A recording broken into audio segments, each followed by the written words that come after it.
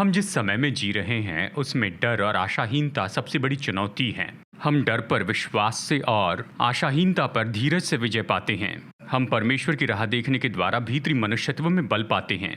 अपने विश्वास को जीवित रखिए और अपने धीरज को मजबूत रखिए।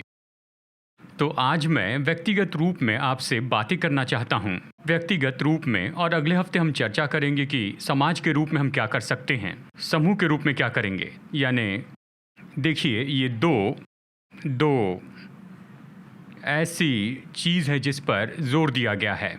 यानी ये तो व्यक्तिगत मुश्किलें हैं मरी के समय में, और जहाँ तक कि यहाँ पर ये सेकेंड वेव की भी बात है, ये तो और बड़े रूप में आई है। इसमें से एक ये तो डर के बारे में है।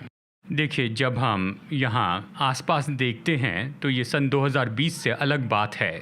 2021 में ये संख्या तो बहुत बढ़ती गई है, ये बहुत तादाद में बढ़ती चली गई है। बस कुछ ही दिनों पहले की बात है, शायद बस 1-2 हफ्ते पहले की बात है। यानी हमारे देश में रिपोर्टेड केस की संख्या तो दुनिया के बाकी सभी देशों की संख्या से बहुत ज़्यादा थे।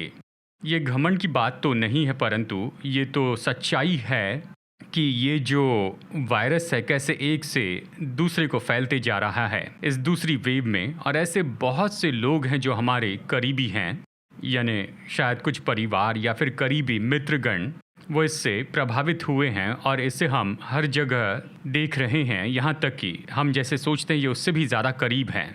और फिर यानी देखिए, ये डर जो है इतना प्रभावी हो गया है, यानी ये इतना बढ़ गया है, डर तो इतना बढ़ गया है।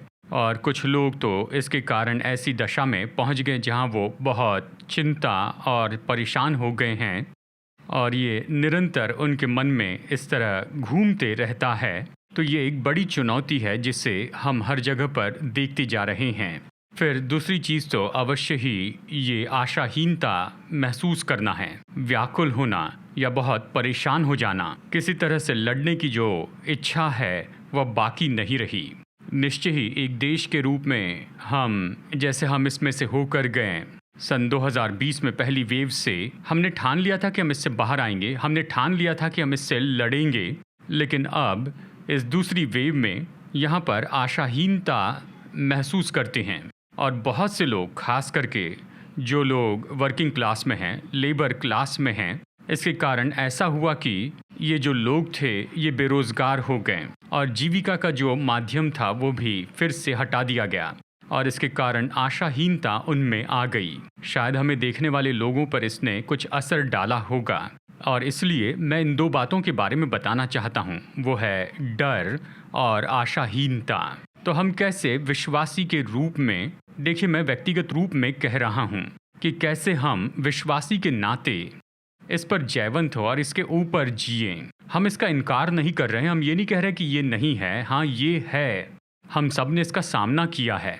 लेकिन विश्वासी के नाते जो लोग परमेश्वर को जानते हैं, जो उसके वचन को जानते हैं, कैसे हम ऊपर रह सकते हैं इस डर और आशाहीनता के जो हमारे आसपास है, और कई बार ये हमारे भीतर है।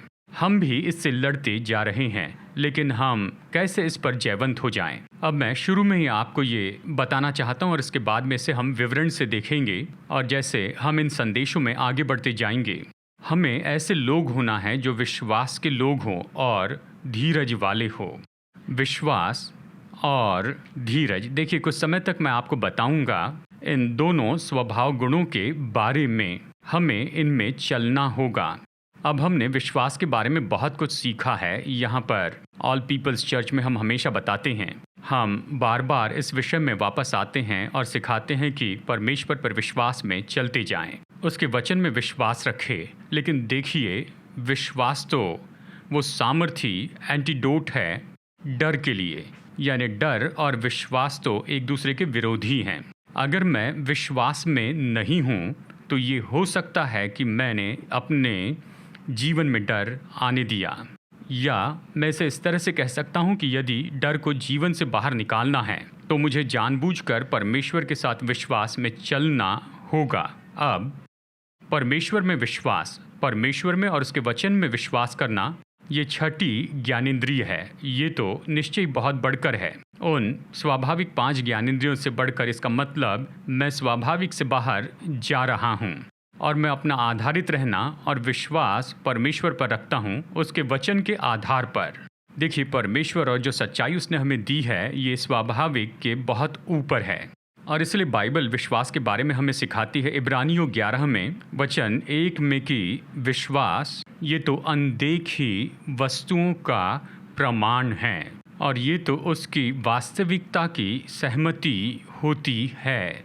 और विश्वास उन बातों को असली तथ्य के रूप में देखता है जो ज्ञानेंद्रियों पर प्रकट नहीं किया गया है। यानी विश्वास तो ज्ञानेंद्रियों के क्षेत्र के बहुत ऊपर है, ये स्वाभाविक से परे है। ये तो हमारी योग्यता है कि हम प्रभु पर भरोसा करें, कि परमेश्वर पर भरोसा रखें, उसके वचन पर भरोसा रखें। यही विश्वास है, और विश्वास तो एंटीडोट है डर के लिए। यानी देखिए, जब ये डर आपका दरवाज़ा खटखटाता है और डर भीतर में आकर आपके मन को पकड़ लेना चाहता है, और बाइबल कहती है कि डर तो सताता है, डर सताने वाला है, ये यातना देने वाला है, ये अपाहिज करने वाला है, ये तो अपने स्वभाव में ही विनाशकारी है। ये शायद सरल सी बात दिखाई देती है, लेकिन जब आप लोगों से बातें करें जो लोग डर का अनुभव कर रहे हैं, वो तो निश्चय इस बात को समझ पाएंगे कि कैसे ये डर की जो भावना है ये कितनी सामर्थी होती है, और जैसे डर सताता है इस तरह से बाइबल कहती है। लेकिन परमेश्वर में विश्वास उस डर को बाहर रखता है, और इसलिए यीशु की शिक्षा में कई बार यीशु ने कहा कि चिंता मत करो, तुम विश्वास रखो। उसने कहा तुम अविश्वासी न बनो, यानी तुम चिंता न करो। उसका कहना है कि विश्वास से भरे रहो। या देखिए, जब यीशु अपने चेलों के साथ में थे और चेले बहुत डर गए थे, तो यीशु ने अक्सर उनसे ये कहा कि तुम क्यों डरते हो, तुम संदेह क्यों कर रहे हो, और तुम्हारा विश्वास कहाँ है। और इसलिए हमें जानबूझकर चुनाव करना है कि हम परमेश्वर पर विश्वास रखें और उसके वचन पर विश्वास करें, और डर को हम अपने जीवन से बाहर ही रखें। यानी देखिए, जब ये डर भीतर आता है, शायद आपके जीवन के लिए, यानी हम में से बहुत से लोग तो ऐसे हैं कि हाँ, मैं अपने जीवन को बचाना चाहता हूँ, ऊपर आना चाहता हूँ। नहीं, प्रभु ने कहा, देखिए हमें उसके वचन में जाना है। प्रभु भजन 27 वचन 1 और 2, यहोवा परमेश्वर ही मेरी ज्योति और मेरा उद्धार है, मैं किससे डरूं। यहोवा मेरे जीवन का दृढ़ गढ़ ठहरा है, मैं किसका भय खाऊं। यानी परमेश्वर के वचन में विश्वास रखिए, प्रभु के वचन में भरोसा रखिए। देखिए, मैं तो यहाँ पर केवल कुछ ही वचन आपको बता रहा हूँ, पर आप बाइबल में बहुत से वचनों को देख सकते हैं। पर मैं यही कहना चाहता हूँ कि हमें वचन में जाना चाहिए, क्योंकि विश्वास उसी के द्वारा जन्म लेता है। खासकर ऐसे समय में आप हर कोशिश कीजिए कि डर को जीवन से बाहर रखें। हमें प्रभु के वचन में जाना है और अपने विश्वास को वचन के द्वारा पोषण देना है। परमेश्वर के वचन के द्वारा विश्वास का पोषण करें। इन वचनों में जाइए, इसे प्रतिदिन पढ़े, जितनी बार हो सके पढ़िए। वचन के द्वारा अपने विश्वास का पोषण कीजिए। भजन 91 में जाइए, सामर्थी भजन है। प्रतिदिन इस भजन को हमें पढ़ते जाना है। ऐसा कीजिए, और वचन क्या कहता है इसे अपने आप को याद दिलाइए। देखिए, बाइबल कहती है, तेरे निकट 1000 और तेरी दाहिनी ओर 10,000 गिरेंगे, परंतु वो तेरे पास न आएगा। कोई विपत्ति तुझ पर न पड़ेगी, न कोई दुख तेरे डेरे के निकट आएगा। वो अपने दूतों को तेरे निमित्त आज्ञा देगा कि जहाँ कहीं तू जाए वे तेरी रक्षा करें। तो आप इन वचनों को देखिए, कहिए, प्रभु आपका धन्यवाद कि आपने ये प्रतिज्ञाएं दी हैं, मैं इस पर आधारित हूँ। प्रभु ने प्रतिज्ञा की है यशायाह 32 में वचन 18, मेरे लोग शांति के स्थानों में निश्चिंत रहेंगे और विश्राम के स्थानों में सुख से रहेंगे। वो कहता है, प्रभु मेरा घर शांतिपूर्ण घर है, ये सुरक्षित जगह है। परमेश्वर मुझे सुरक्षित रखते हैं, परमेश्वर ही मेरे निवास को ढांक कर रखते हैं, सुरक्षित रखते हैं। आप ये वचन कहिए अपने घराने पर, अपने परिवार पर। तो चाहे डर का कोई भी क्षेत्र क्यों न हो, उसके बारे में परमेश्वर के वचन में जाइए।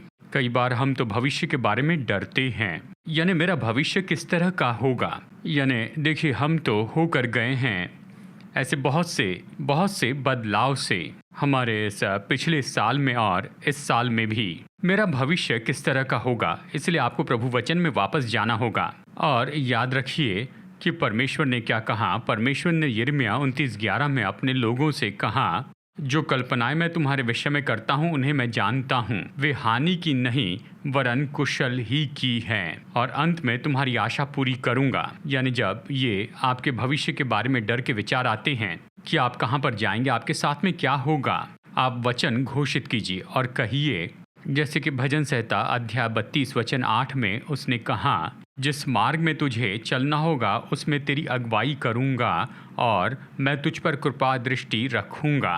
भजन 37, 23 और 24। मनुष्य की गति यहोवा की ओर से दृढ़ होती है और उसके चलने से स्वयं परमेश्वर प्रसन्न रहता है।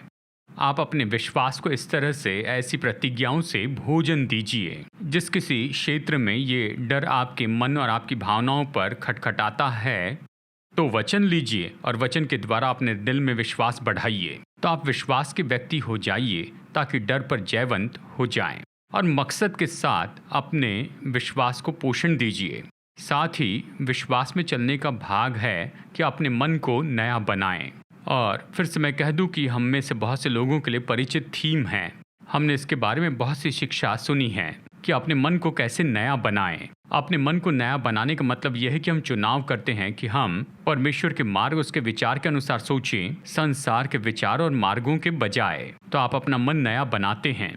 आप चुनाव करते हैं कि परमेश्वर के विचार और उसके मार्गों के अनुसार सोचें। ये तब होता है जब आप वचन के द्वारा खुद का पोषण करते हैं, आप वचन में जाते हैं, इससे पढ़ें बाइबल क्या कहती है, उसके अनुसार आप सोचना शुरू कर दें। परमेश्वर के वचन के अनुसार सोचें। इसी तरह आप और मैं अपना मन नया बनाते हैं वचनों के अनुसार सोचने के द्वारा, और ये हमारी मदद करता है कि हम अपने मन को परमेश्वर पर लगाए रखें, कि अपने मन को हम परमेश्वर पर लगाए रखें। जब हम ऐसा करेंगे, बाइबल हमें बताती है यशायाह 26 वचन 3 में, जिसका मन तुझ में धीरज धरे हुए हैं उसकी तू पूर्ण शांति के साथ, यानी जिसका मन परमेश्वर पर लगा है, परमेश्वर उसकी रक्षा करते हैं, यानी परमेश्वर हमें पूर्ण शांति में रखते हैं जब हम अपने मन को उस पर लगाए रखते हैं। और जिस तरह से हम अपने मन को परमेश्वर पर लगाए रखते हैं वो है अपने मन को नए बनाने के द्वारा। यानी जब मैं चुनाव करता हूं कि मैं परमेश्वर के तरीके और उसके विचार के अनुसार सोचूंगा, उसकी प्रतिज्ञा के अनुसार सोचने का मैं चुनाव करता हूं जो उसने वचन में कहा, और इसी के द्वारा हम अपना मन उस पर लगाए रखते हैं। यानी आपका मन परमेश्वर पर लगा रहता है और प्रभु ने कहा कि आपको पूरी शांति में रखा जाएगा। यानी जो डर है वो उस शांति की जगह को परेशान नहीं कर पाएगा। आप शांति में रह सकते हैं क्योंकि आपने अपना मन परमेश्वर में लगाया है। यानी ये पहली चीज़ है जिससे हमें निपटना चाहिए, डर। परमेश्वर पर विश्वास रखें, अपना मन प्रभु पर लगाए रखें। वो कौन है उस पर अपना मन लगाए रखें, अपना मन इन विचारों पर लगाए रखें कि परमेश्वर आपके और मेरे लिए कौन है। ऐसी परिस्थिति में विश्वास तो डर के विरुद्ध में काम करेगा। डर पर परमेश्वर पर विश्वास के द्वारा जयवंत हो, डर पर विश्वास से लड़ते जाएं। यहाँ पर अगली बात जिससे मैं निपटना चाहता हूँ वो है आशाहीनता महसूस करना। यानी हम महसूस करते हैं कि हम बहुत व्याकुल हो गए हैं, हिम्मत हारना चाहते हैं, हम वो लड़ाई ही छोड़ देना चाहते हैं कि हम अपनी सारी परिस्थिति और मुश्किलों पर जयवंत हो, और हमें ऐसी आशाहीनता से बिल्कुल लड़ते जाना है। यहाँ धीरज से लड़ना है। अब ये धीरज क्या है? देखिए, धीरज तो ये मानसिक और भावनात्मक बल है कि हम सारी विपत्ति में बहुत ही साहसी हो जाएं। अब हम हमेशा लोगों से कहते हैं दृढ़ हो जाओ, साहसी हो जाओ। जानते हैं जब हम मुश्किलों में से जाते हैं हम कहते हैं साहसी हो जाए, हियाव बांधे, दृढ़ हो। लेकिन कई बार हमें मानसिक बल नहीं होता है या भावनात्मक बल कि हम साहसी हो जाएं, और वो ये जो भावनात्मक और मानसिक बल है कि हम विपत्ति के बीच में भी साहसी हो। इसके लिए ज़रूरी है कि हम रिचार्ज हो जाएं, नए बन जाएं समय समय पर, नहीं तो फिर हम अपना धीरज खो बैठेंगे। हम तो साहसी होने के लिए हमारा जो भावनात्मक और मानसिक बल है उसे खो देंगे इन सारी विपत्ति के बीच में। और इसलिए धीरज बहुत ज़रूरी है और अगर हम इसे खो देते हैं यानी साहसी होने के लिए अपने मानसिक और भावनात्मक बल को खो देते हैं, तभी तो आशाहीन होते हैं, व्याकुल होते हैं, परेशान हो जाते हैं और लड़ाई में हिम्मत हार जाते हैं। यही बहुत से लोगों के साथ होता है। तो फिर हम किस तरह से धीरज पा सकते हैं? अब देखिए, अगर आज आप सोचें, ऐसे कुछ जो फ्रंट लाइन वर्कर्स हैं इस महामारी के बीच में, हम उन्हें सैल्यूट करते हैं, उनकी सराहना करते हैं, बहुत ज़्यादा आदर करते हैं। आप डॉक्टर के बारे में सोचिए जो हॉस्पिटल में हैं। अब अवश्य ही सामान्य समय जो है, यानी उस समय लोगों ने डॉक्टर बनने का चुनाव किया हो, शायद उनकी दिलचस्पी हो, यानी इस क्षेत्र में शायद वो दूसरे लोगों की सेवा करना चाहते हैं और दूसरे लोगों के जीवन में फ़र्क लाना चाहते हैं। इसलिए ये उनके लिए प्रेरणा है, यही उन्हें उत्साहित करता है। उनकी दिलचस्पी विज्ञान में या फिजियोलॉजी में लोगों की सेवा करने की उनकी इच्छा उन्हें प्रोत्साहित करती है और इसलिए वो हॉस्पिटल में काम करते हैं। लेकिन ज़रा सोचिए वर्तमान की परिस्थिति, यानी देखिए बहुत से लोग खास करके देखिए, मुझे संख्या तो पता नहीं है। देखिए इस समय कोई भी अस्पताल लीजिए, लगभग 80% लोग जो इस समय उस अस्पताल में आते हैं वो कोविड के मरीज़ हैं। हॉस्पिटल बेड्स या वार्ड्स कोविड मरीज़ों से भरे हुए हैं। तो क्या आप कल्पना कर सकते हैं कि एक डॉक्टर ऐसे किसी वार्ड में आते हैं, कहिए वहाँ पर 50 मरीज़ हैं या कहिए 50 बेड हैं जनरल वार्ड जैसे, यानी वहाँ वो सब कोविड से प्रभावित हुए और अवश्य ही यहाँ पर ये डॉक्टर हैं, अपने सुरक्षा के साधन पहने नर्स के साथ वो वहाँ पर चल रहे हैं और उनके आसपास ऐसे लोग हैं जो हमेशा खांसते रह रहे हैं, यानी उनमें हर तरह के लक्षण हैं, सब कुछ हो रहा है और वह ऐसे लोगों के बीच में चलते हैं। लगभग 50 या 100 बिस्तर हैं, आकार पर निर्धारित हैं और वो वहाँ पर चल रहे हैं जहाँ ये सब लोग हैं। वो जानते हैं कि वहाँ की हवा भी इस वायरस से भरी हुई है, पर वो भीतर जाते हैं और वो उन 50 लोगों की सेवा करना चाहते हैं। अब ऐसा कुछ करने के लिए, अब देखिए ये तो बस एक उदाहरण है, अग्निशामक दल के बारे में सोचिए और दूसरे हाई रिस्क वालों के बारे में जो इमरजेंसी सर्विसेज में हैं, जहाँ पर यानी ऐसे पल में उन्हें धीरज रखना है, यानी उनके पास ये भावनात्मक और मानसिक बल चाहिए कि वो साहसी हो ताकि जो कर रहे हैं उसे कर सकें, चाहे कितनी भी मुश्किलें क्यों ना हो। यानी इसे प्रतिदिन करने के लिए कि दिन के बाद प्रतिदिन उसी वार्ड में वापस जाते जाएं, यानी हर तरह के मरीज़ वहाँ पर हैं, यानी उनमें से कुछ तो वहाँ पर वेंटिलेटर पर होंगे या कुछ उनके जीवन के बिल्कुल अंतिम समय में हैं और ये सबसे अच्छी कोशिश कर रहे हैं। और यहाँ पर हर एक मरीज़ राह देख रहा है कि डॉक्टर उनके बिस्तर के पास आए, यानी उनमें से कुछ लोगों के लिए डॉक्टर उनकी लाइफलाइन हैं और वो तो डॉक्टर की ओर देखते हैं, केवल डॉक्टर मेरी ज़िंदगी बचा सकते हैं। ज़रा कल्पना कीजिए मरीज़ की भावना क्या होगी और डॉक्टर वहाँ पर आते हैं। यानी देखिए इसके लिए बहुत ही मानसिक और भावनात्मक हिम्मत लगती है कि धीरज रखें, कि ऐसा करने का साहस रखें। तो देखिए अब सब कुछ बदल गया। अब ये बात नहीं कि बस दिलचस्पी है विज्ञान में या फिर दवाइयों में या लोगों की सेवा करना चाहता हूँ। अब ये जो ड्यूटी की जो बुलाहट है ये तो उस क्षेत्र या उस भाग से बाहर चली गई, अब किसी और बात में चली गई। ये तो अभी धीरज के क्षेत्र में गई है, यानी यहाँ पर केवल औषधि के बारे में दिलचस्पी से बढ़कर है, यानी यहाँ पर दिलचस्पी से बढ़कर है, किसी भी बात में हो भलाई करने से बढ़कर। यानी अब आपको ऐसी जगह पर आना है, आपको भावनात्मक और मानसिक बल चाहिए ताकि आप साहसी हो जाएं और उन लोगों की सेवा करें। और यही तो ये फ्रंटलाइन वर्कर्स कर रहे हैं उन लोगों के लिए जिनकी वो सेवा करते हैं, यानी धीरज। अब आप और मैं जब हम चुनौती का सामना करते हैं तो हमें भी बल देना है या रिचार्ज करना है हमारे मानसिक और भावनात्मक बल को, कि हम साहसी हो जाएं, चाहे हम जिसका भी सामना कर रहे हैं। मैं व्यक्तिगत रूप में कहता हूं, यानी हो सकता है कि आप बहुत ही मुश्किल परिस्थिति से जा रहे हो, आपके जीवन में विपत्ति हो या फिर चुनौतियां हो। शायद आप नौजवान व्यक्ति हो, कॉलेज में जा रहे हो, यानी आप नहीं जानते कि आगे क्या करें। शायद आपकी परीक्षाएं अनिश्चित रूप में पोस्टपोन हो गई हैं। आप नहीं जानते कि ये सब कुछ कब ख़त्म होगा, और आप नहीं जानते हैं कि कब आप अगले एकेडमिक ईयर में जाएंगे, वो कब शुरू होगा। और देखिए, आप नहीं जानते कि ये सब कुछ कब ख़त्म होगा और आपको कब नौकरी मिलेगी। ऐसी बहुत सी चीज़ें हैं, यानी ये लटकी हुई हैं। देखिए, या आप ग्रेजुएट हो चुके हैं और आप नौकरी ढूंढ रहे हैं, और शायद आपके क्षेत्र में, काम के क्षेत्र में जहां आपने ट्रेनिंग पाई, जहां अभी इस समय ज़्यादा अवसर तो नहीं हैं। यानी फिर से देखिए, ये तो विपरीत परिस्थिति है। या फिर शायद व्यावसायिक रूप में आपका अच्छा करियर था, लेकिन अभी आपकी नौकरी चली गई है, दो नौकरियों के बीच में आप हैं, और ये तो बहुत ही मुश्किल ऐसी परिस्थिति हो सकती है। तो फिर आपको क्या चाहिए? आपको चाहिए भावनात्मक और मानसिक बल कि आप साहस बनाए रखें इस समय के दौरान।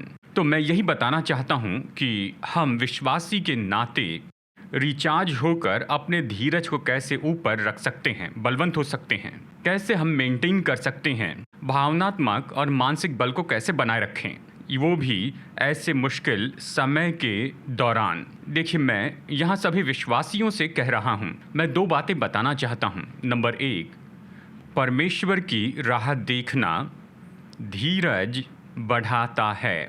प्रभु की राह देखना धीरज बढ़ाता है। अब ये हमारे लिए शायद नई बात नहीं है, अब तक हमने कई संदेश सुने होंगे परमेश्वर की राह देखने पर, और इसलिए शायद ये बहुत से लोगों के लिए कोई नई बात नहीं है, पर ये याद दिलाने के लिए महत्वपूर्ण बात है। मैं आपको याद दिला दूं, परमेश्वर की राह देखना ये आपका धीरज बढ़ाएगा, आपकी मानसिक और भावनात्मक क्षमता की आप वहाँ साहस से बने रहें, चाहे आपके आसपास की सारी चीज़ें मुश्किल हो रही हैं। प्रभु की राह देखें। चलिए मैं परिचित वचन आपको याद दिलाऊं, और ये हम में से बहुत से लोगों के परिचित वचन हैं, पर मैं आपको ये वचन याद दिलाना चाहता हूं। भजन संहिता 27 वचन 14 में बाइबल कहती है, यहोवा की बाट जोता रहे, हियाव बांध और वो तेरा हृदय दृढ़ करेगा। हाँ, यहोवा की बाट जोहता रहे, उसकी बाट जोहते रहें। वह आपके भीतरी मनुष्यत्व को बल देंगे। हृदय यानी आपका भीतरी मनुष्यत्व। यहीं पर हमें बल चाहिए, यहीं पर हमें धीरज चाहिए, हमें भावनात्मक भीतरी बल चाहिए, भावनात्मक मानसिक आत्मिक बल। कहता है प्रभु की राह देख, वो तेरे हृदय को बल देंगे।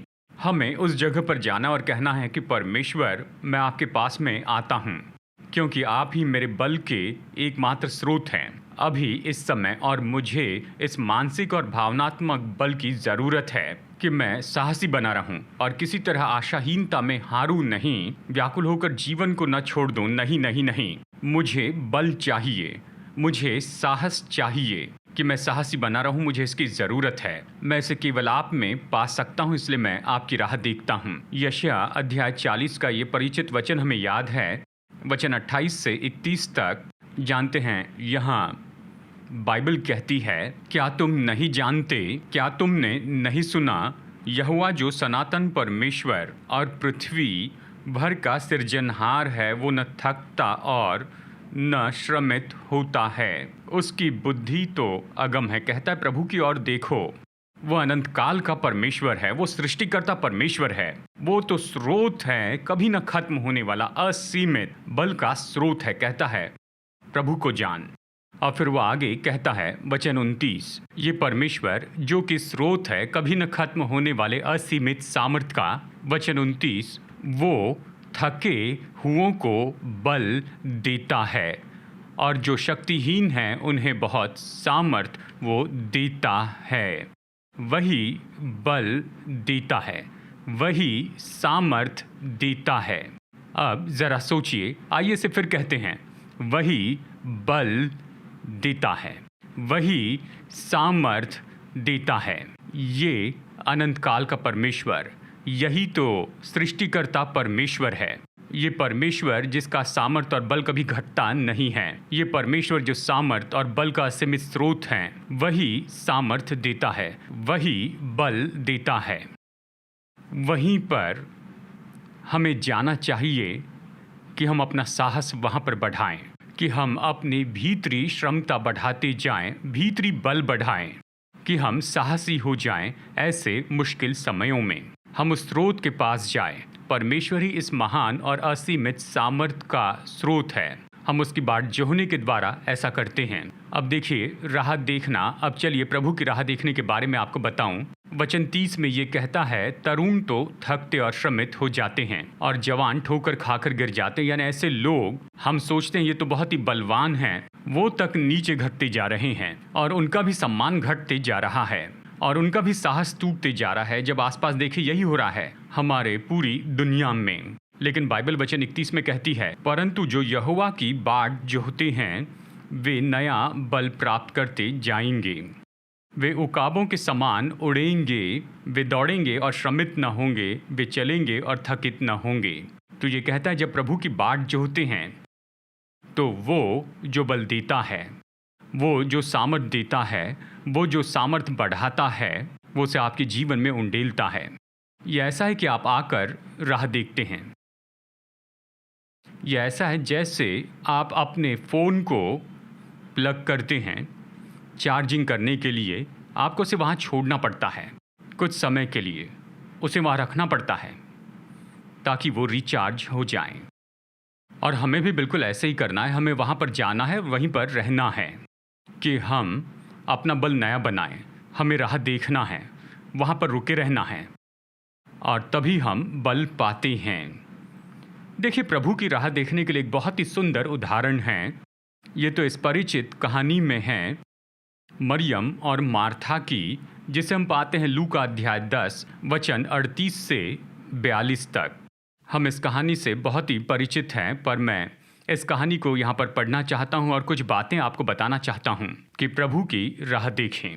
ये कहता है कि जब वे जा रहे थे, यानी यीशु तो एक गांव में गया और मार्था नामक एक स्त्री ने उसे अपने घर में उतारा। ये कहता है मरियम नामक उसकी एक बहन थी, वो प्रभु के चरणों में बैठकर उसका वचन सुनती थी। परंतु मार्था सेवा करते करते घबरा गई और उसके पास आकर कहने लगी, हे प्रभु, क्या तुझे कुछ भी चिंता नहीं कि मेरी बहन ने मुझे सेवा करने के लिए अकेली ही छोड़ दिया है? इसलिए उससे कहे कि मेरी सहायता करें।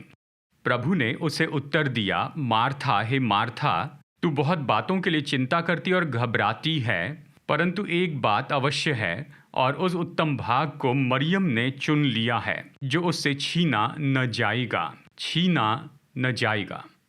तो यहाँ पर वचन के इस भाग से कुछ प्रकाशन मैं आपको बताना चाहता हूँ। जानते हैं ये बात तो बहुत ही दिलचस्प है कि हम तो हालांकि लॉकडाउन में हैं, हम में से बहुत से लोगों के लिए सबसे व्यस्त ऐसा समय है, यानी ऐसा ऋतु जिसमें से हम होकर गए हैं, मैं अपने बारे में कह सकता हूँ।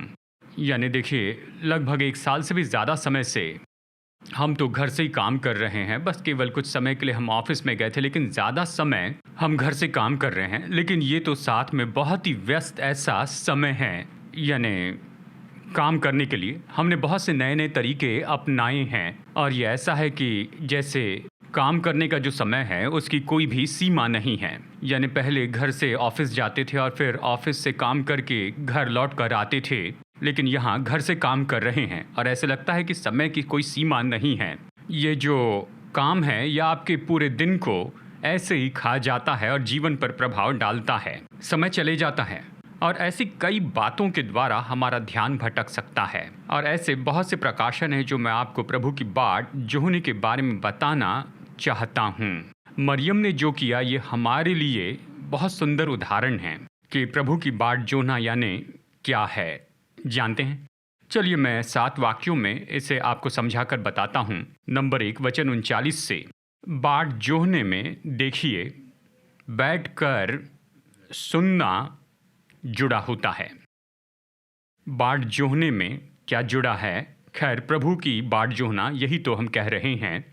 प्रभु की बाट जोहने में बैठकर सुनना जुड़ा है, रुकना और गौर करना। देखिए, मैं असल में बैठने के बारे में नहीं कह रहा हूँ। आप घुटने टेक सकते हैं, खड़े हो सकते हैं, लेकिन यह है रुक कर गौर करना। बाट जोहने के लिए रुकना होगा और गौर करना होगा, या रुक कर सुनना होगा। सुनने के लिए गौर करना होगा, ध्यान से सुनना होगा। ये बाट जोहना है। नंबर 2, ज़्यादा सेवा करना आपको बाट जोहने से भटकाने न पाए। देखिए, मार्था का ध्यान भटक गया ज़्यादा सेवा के कारण। वो बाट नहीं जोह पाई। मरियम जो कर रही थी वो बाट जोहना है। तो ज़्यादा सेवा करना आपका ध्यान न भटकाए, आपका फोकस दूर न करें बाट जोहने से। नंबर 3, वचन 41 से, बहुत सी चीज़ों के कारण आप चिंता करके न घबराएं। उसने कहा, मार्था मार्था, बहुत सी चीज़ें हैं जो तुम्हें व्याकुल करती हैं, चिंतित करती हैं। देखिए, ऐसी बहुत सी चीज़ें होगी जहाँ लोगों की परवाह करनी है, जहाँ कॉल्स करने हैं, ईमेल्स को प्रत्युत्तर देना है, बहुत सी चीज़ें हैं। लेकिन ये बहुत सी चीज़ें आपको बहुत ही चिंतित और व्याकुल न कर दें।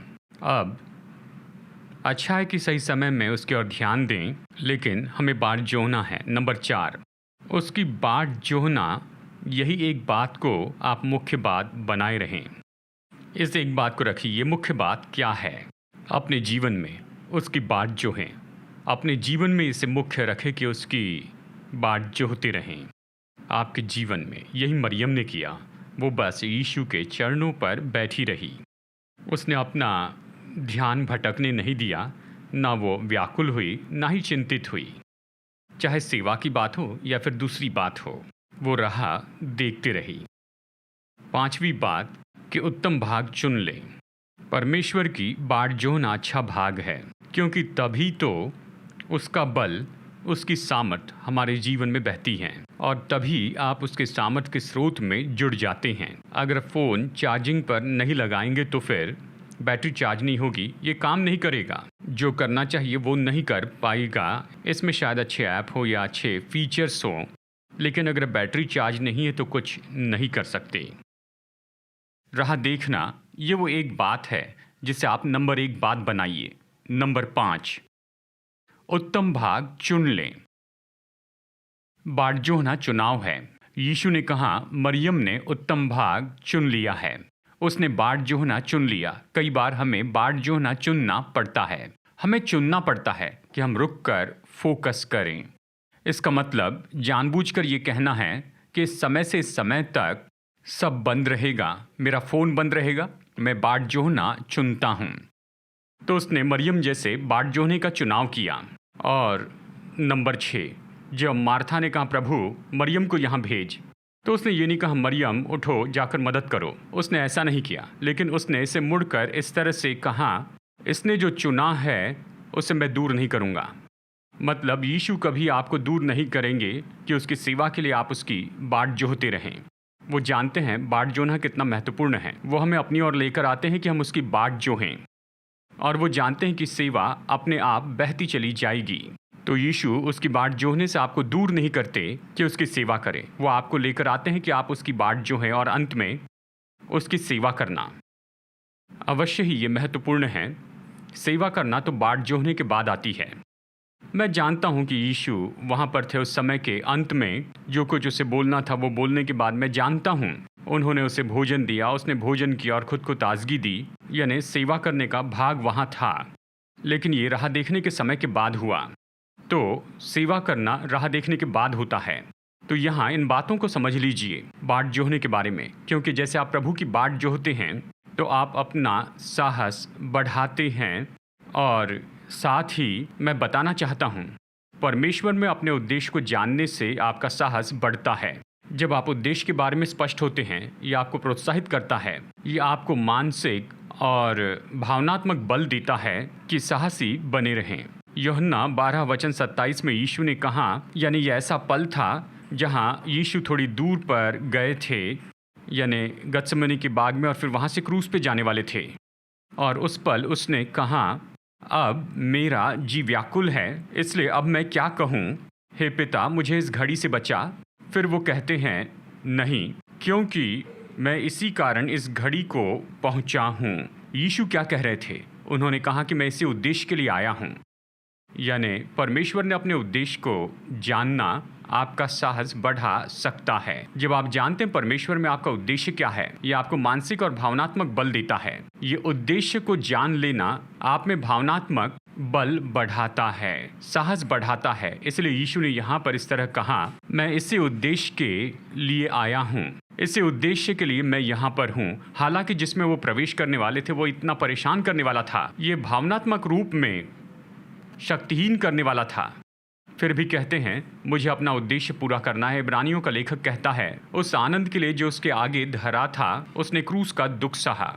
वो क्रूस पर गए क्योंकि उसके आगे ये उद्देश्य धरा था। जब हम अपने जीवन के लिए परमेश्वर के उद्देश्य पर नजर रखते हैं तो यह हमें साहस से भर कर रखता है, हमारा साहस बढ़ाता है और हमें मानसिक और भावनात्मक बल देता है कि हम मुश्किल ऐसे समय में भी साहसी बने रहें। तो अपने उद्देश्यों को स्पष्ट करें और परमेश्वर ने आपके जीवन के लिए जो उद्देश्य रखे हैं उसे देखते रहें। और एक और बात है जो हमें अपने आप से पूछनी चाहिए, वो ये है, यानी परमेश्वर के उद्देश्य की ज्योति में ये ऋतु मुझसे क्या मांगता है। ये असाधारण समय है, ये तो बहुत ही मुश्किल ऋतु है। जो काम मैं सामान्य रूप में करता हूँ उसे मैं नहीं कर पा रहा और बेबस हो रहा हूँ कि दूसरे काम करूँ। लेकिन ये दूसरी चीज़ें जिनमें मैं जुड़ रहा हूँ, वो दूसरी चीज़ें कौन सी है जो मेरे जीवन के लिए परमेश्वर के उद्देश्य के साथ मिलेगी। इसलिए आप खुद से ये सवाल पूछे, मेरे जीवन के लिए परमेश्वर के उद्देश्य की ज्योति में कि ये ऋतु मुझसे क्या मांग कर रहा है। या आप इसे इस तरह कह सकते हैं, मैं अपने आप से ये सवाल पूछता हूँ, मैं याद दिलाता हूँ, सोचता हूँ कि कैसे मैं इस ऋतु में जो कुछ भी कर रहा हूँ मेरे जीवन के लिए परमेश्वर के उद्देश्य में सहयोग देता है। इस ऋतु से बाहर आने के बाद भी इसका मतलब ये है कि मैं ऐसी चीज़ों में अपने हाथ और पैर डालना नहीं चाहता जो कि परमेश्वर के उद्देश्य के साथ नहीं जुड़े हैं। इस ऋतु में ये अलग ऋतु है। हाँ, हमें कुछ अलग काम करना पड़ रहा है, लेकिन जो अलग काम मैं करता हूँ वो परमेश्वर के उद्देश्य के साथ जुड़े हों, क्योंकि परमेश्वर के उद्देश्य में बने रहने से ही साहस आता है। यही आपको हिम्मत और बल देता है। यह आपको बल देता है कि इस ऋतु में साहसी रहें। इसलिए इस ऋतु में मैं जिस काम में भी अपने हाथ रखता हूँ, इस समय मेरे जीवन के लिए परमेश्वर के उद्देश्य में मैं बना रहूं। तो खुद से ये सवाल पूछिए और इस ऋतु में आगे बढ़ना शुरू कीजिए एक उद्देश्य के जानकारी के साथ। और बस अभी सारांश में मैं आपको याद दिला दूं कि इस ऋतु में हमें विश्वास और साहस के साथ यात्रा करनी है। अपने विश्वास को जीवित रखिए और अपने साहस को शक्ति दीजिए। विश्वास के द्वारा डर से लड़ें, साहस के द्वारा हम आशाहीनता से लड़ते जाएं।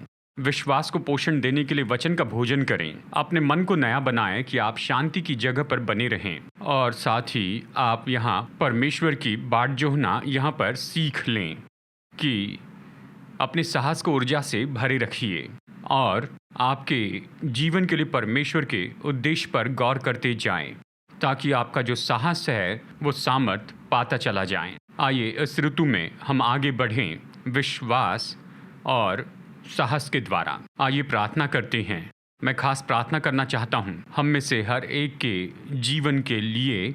जैसे आप हमारे साथ जुड़े, मैं आपके लिए प्रार्थना करना चाहता हूँ। यही प्रार्थना कि परमेश्वर आपको भर दें विश्वास और साहस से, कि आप विश्वास और साहस के व्यक्ति हो जाएं। जैसे आप इस ऋतु में आगे बढ़ते हैं और आप विजयी होकर बाहर आएंगे, आप जयवंत हो जाएंगे। आप ये कहते हुए आएंगे, मैं मुश्किल समय में से होकर गया, हम सब मुश्किल समय में से होकर गए, लेकिन हम विजयी होकर बाहर आए। दूसरों को आशीष देते हुए हम बाहर आए। आइए प्रार्थना करते हैं। पिता, हम आपके वचन के लिए धन्यवाद देते हैं। हमें देखने वाले हर एक व्यक्ति के लिए हम प्रार्थना करते हैं, सुनने वाले हर एक के लिए प्रार्थना करते हैं। हमारी प्रार्थना है कि विश्वास और साहस इनके हृदय में उठ खड़े हो जाएं, कि प्रभु आपका वचन इन्हें प्रोत्साहित करें। जैसे आपकी बाट जो होते हैं, आपका इंतजार करने का चुनाव करते हैं कि ये नया बल पाते जाएंगे, कि आप इन्हें सामर्थ्य देंगे, आप इनका बल बढ़ाएंगे, चाहे जवान लोग हो या फिर बूढ़े लोग हो। और ये सब लोगों को आप निश्चय उत्साहित रखेंगे और इस सारे ऋतु में से ये निकल जाएंगे साहसी और बलवान होकर, ताकि जब हम पीछे मुड़कर देखें तो कहेंगे परमेश्वर ने अद्भुत काम किए हैं मेरे जीवन में। परमेश्वर ने मेरे जीवन में नई चीज़ों को खोला है। परमेश्वर मुझे लेकर चले, परमेश्वर ने मुझ में सामर्थ्य काम किए। हालांकि समय तो बिल्कुल अलग था, हालांकि समय तो बहुत मुश्किल था, हालांकि विपत्ति तो थी, लेकिन परमेश्वर ने मेरे द्वारा सामर्थ्य काम किए ताकि हम परमेश्वर की भलाई की गवाही दे सके और उस भले काम की जो आपने हमारे द्वारा खोले, और वो भी ऐसे समय में। पिता, मैं प्रार्थना करता हूँ इन लोगों के लिए जो घर में हैं, जो शायद बीमार हो या फिर कोविड से प्रभावित हुए हो या फिर इनके शरीर में कोई परेशानी है। अभी मैं प्रभु यीशु मसीह के नाम में अभी इस समय कहता हूँ, मैं अभी इस समय कहता हूँ प्रभु यहोवा राफा के नाम में। प्रभु इस समय मैं कहता हूँ आपके वचन के अधिकार पर, यीशु मसीह ने क्रूस पर जो काम पूरा किया है उसके आधार पर, और ये भी पवित्र आत्मा की सामर्थ के द्वारा, मैं डांटता हूँ हर एक बीमारी और रोगों को और हर एक वायरस को और इन्फेक्शन को जो इनके शरीर में हुआ है। और प्रभु यीशु मसीह के नाम में मैं आज्ञा देता हूँ कि ये चंगे हो जाएं। मैं आज्ञा देता हूँ कि चंगाई आए आपके सिर से लेकर आपके पैरों के तलवे तक। परमेश्वर का जीवन, परमेश्वर का जोए जीवन आपके पूरे शरीर में बहते जाएं, कि आपको बिल्कुल नया बनाए, आपको परिपूर्ण बनाए, आपके जीवन की हर एक कोशिका में जीवन आए और हर एक बीमारी, हर एक परेशानी आपके शरीर से निकल जाए, प्रभु यीशु मसीह के नाम में।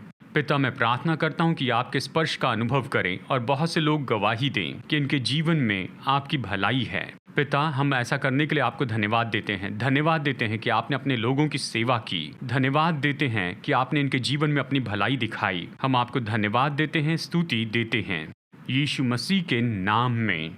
आमेन, आमेन, आमेन। धन्यवाद हमारे साथ जुड़ने के लिए। आज की इस सभा में मैं प्रोत्साहित करता हूं कि आप विश्वास और साहस के व्यक्ति बने। इसे बनाए रखें, विश्वास को शक्तिशाली रखें, साहस को आप बनाए रखें, बलवान बने रहें प्रभु के साथ की यात्रा में। अपनी गवाही भेजिए या अपने कमेंट्स भेजें, हमें शेयर कीजिए, ईमेल से गवाही भेजिए। हमारा ईमेल है testimony@apcwo.org।